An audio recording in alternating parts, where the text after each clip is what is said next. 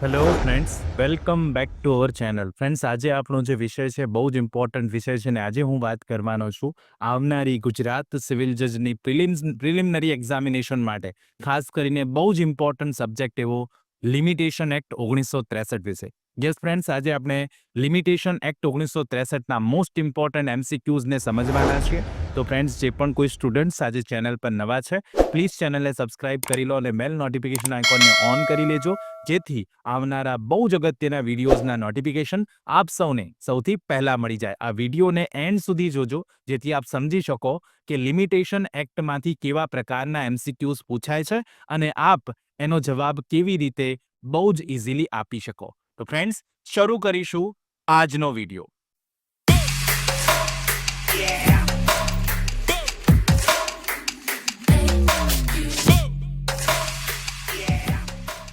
પહેલો પ્રશ્ન છે, the term of section number 3 of limitation act, the court is required to consider the question of limitation. કલમ number 3નો જે meaning આપ્યો છે લિમિટેશન એક્ટમાં, એમાં court is required to consider કયો પ્રશ્ન રિક્વાયર્ડ છે લિમિટેશન માટે? Option A, when the objection on that point is made by the defendant. Option B, only if it is not contested by the defendant. Option C, if an issue is framed in that regard.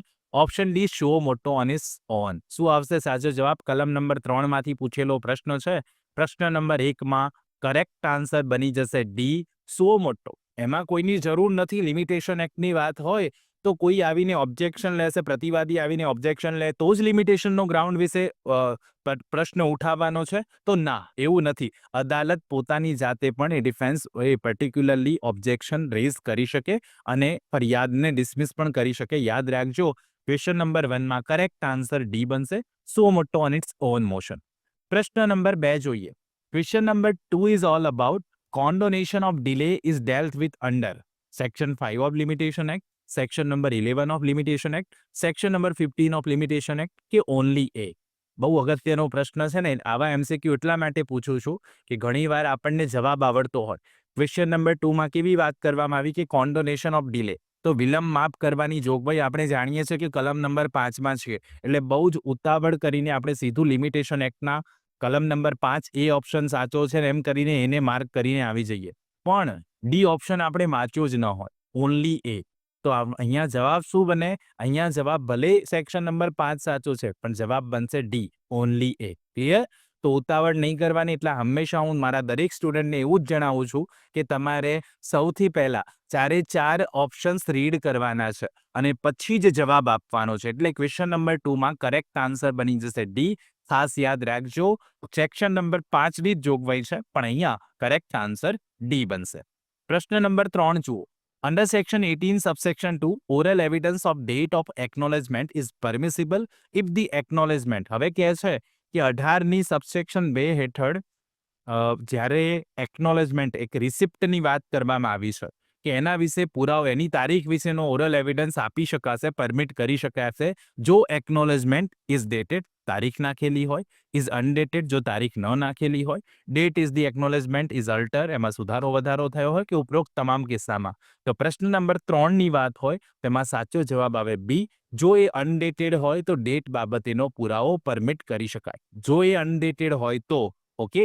જો એમાં તારીખ નથી નાખેલી તો એના particularly oral evidence એલાવ કરી શકાશે. પ્રશ્ન નંબર 3માં કરેક્ટ આન્સર બી બની જાય. ખાસ યાદ રાખો.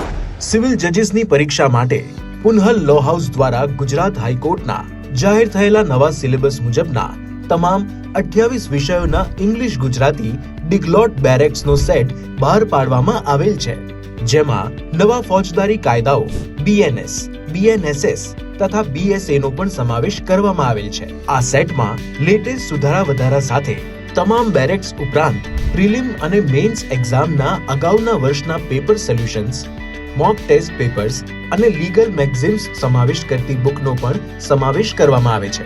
આ તમામ બુક્સ ઇંગ્લિશ ગુજરાતી બંને ભાષામાં હોવાથી પરીક્ષાની તૈયારીમાં વધુ ઉપયોગી સિદ્ધ થશે. આ કોમ્બો સેટ કે અન્ય કોઈ પણ કાયદાના પુસ્તકો વ્યાજબી ભાવે ઘરે બેઠા મંગાવવા સંપર્ક કરો પુનહલ લો હાઉસ 9825986757 www.punhalllawhouse.com.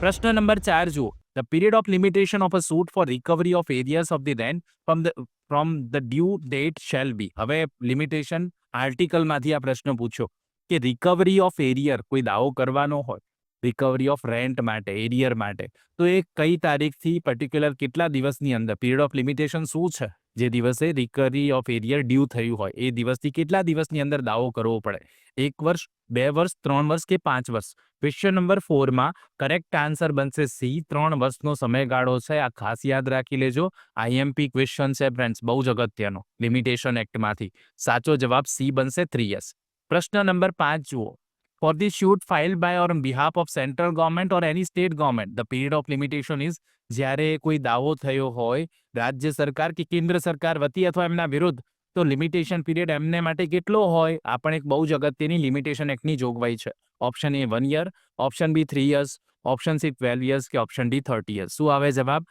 ક્વેશ્ચન નંબર 5 માં કરેક્ટ આન્સર બનશે ડી 30 યર્સ 30 વર્ષનો સમયગાળો એમના માટે ગણી લેવાનો છે D will be correct answer 30 યર્સનો સમયગાળો એમના માટે બની જશે ત્યારબાદ ક્વેશ્ચન નંબર 6 જુઓ A suit against the obstruction in the enjoyment of easement rights acquired under section 25 of Limitation Act 1963 must be filed. હવે કહે છે કે કોઈ દાવો હોય કે જ્યારે ઇઝમેન્ટ રાઇટને અબસ્ટ્રક્ટ કરવામાં આવ્યું હોય એના વિરુદ્ધ દાવો કરવો હોય કલમ 25 હેઠળ તો એ કેટલા સમયગાળાની અંદર ફાઇલ કરવો પડશે લિમિટેશન એક્ટ મુજબ ઓપ્શન એ આપ્યો 2 વર્ષ ઓબ્સ્ટ્રક્શનના ઓપ્શન બી આપ્યો 1 વર્ષ ઓબ્સ્ટ્રક્શનના ઓપ્શન સી 3 વર્ષ ઓબ્સ્ટ્રક્શનના કે ઓપ્શન ડી 12 વર્ષ ઓબ્સ્ટ્રક્શનના શું આવશે જવાબ તો પ્રશ્ન નંબર 6 માં કરેક્ટ આન્સર આવે એ within 2 years of such obstruction આવી અડચણ ઊભી થઈ તેના 2 વર્ષની અંદર દાવો કરી દેવો પડે 6 નંબરમાં કરેક્ટ આન્સર એ બની જશે પ્રશ્ન નંબર 7 જુઓ under section 25 of the limitation act the easement right are acquired by a continuous and uninterrupted user તો એના માટે પણ એક સમયગાળો આપ્યો છે ઇઝમેન્ટનો અધિકાર કન્ટિન્યુઅસલી કેટલા સમય સુધી ભોગવ્યો હોય તો ઇઝમેન્ટરી રાઇટ 25 નંબર હેઠળ ગણાશે 12 વર્ષ 20 વર્ષ 30 વર્ષ કે 3 વર્ષ ક્વેશ્ચન નંબર 7 માં કરેક્ટ આન્સર બને બી 20 યર્સ આ પણ બહુ જ important MCQ most important MCQ છે આ ખાસ યાદ રાખજો 20 વર્ષનો સમયગાળો આપ્યો છે ક્વેશ્ચન નંબર 8 જોઈએ section number 22 of limitation act 1963 refers to the cases of 22 નંબરની કલમ કયા કેસો માટે લાગુ પડે છે continuing breach of contract, successive breach of contract, both A and B, neither A nor B. તો 8 નંબરના પ્રશ્નમાં શું જવાબ આવે તો આપણે વાંચીએ ટાઇટલ જ વાંચીએ તો પણ ખબર પડી જાય કે કલમ નંબર 8 કન્ટિન્યુઇંગ બ્રીચ ઓફ કોન્ટ્રાક્ટની વાત કરે છે અને એટલા માટે એ ક્વેશ્ચનનો જવાબ એ બની જશે ક્વેશ્ચન નંબર 8માં સાચો જવાબ એ આવે કન્ટિન્યુઇંગ બ્રીચ ઓફ કોન્ટ્રાક્ટ પ્રશ્ન નંબર 9 જુઓ section number 16 of limitation act applies to કલમ 16 કોને એપ્લાય થાય છે suit for enforcement rights enforce rights of preemption, suit for possession of immovable property, suit for enforce right to hereditary office, none of the above. શું આવે જવાબ question number 9 માં શું આવશે જવાબ અહીંયાથી અહીંયા બહુ અગત્યની વાત છે નનની જગ્યાએ ઓલ ઓફ ધી અબોવ આવશે તો 16 નંબરની સેક્શન તમે વાંચશો ત્યાં પ્રિએમ્પશન રાઇટ્સની પણ વાત છે ઇમૂવેબલ પ્રોપર્ટીની વાત છે રાઇટ્સ ટુ એન્ફોર્સ હેરેડિટરી ઓફિસની વાત છે પણ અહીંયા સોરી ઓલ નહીં આવે અહીંયા આ અપવાદ છે 16 નંબરની કલમ વાંચો તો પ્રિએમ્પશન એક અપવાદ છે ઇમૂવેબલ પ્રોપર્ટીનું પોઝિશન ઓફ હેરેડિટરી ઓફિસ એક અપવાદ છે અને એટલા માટે ડી જવાબ બને નન ઓફ ધી અબોવ 16માં આ ત્રણમાંથી કંઈ પણ નથી લાગુ પડતું આ ત્રણેય અપવાદના કોન્સેપ્ટમાં છે ને એટલે જવાબ શું બનશે D none of the above પ્રશ્ન નંબર 10 જુઓ આજનો લાસ્ટ ક્વેશ્ચન હજુ લિમિટેશન એક્ટના ક્વેશ્ચન હું લઈને આવીશ આ પાર્ટ નંબર 1 જ છે લિમિટેશન એક્ટમાં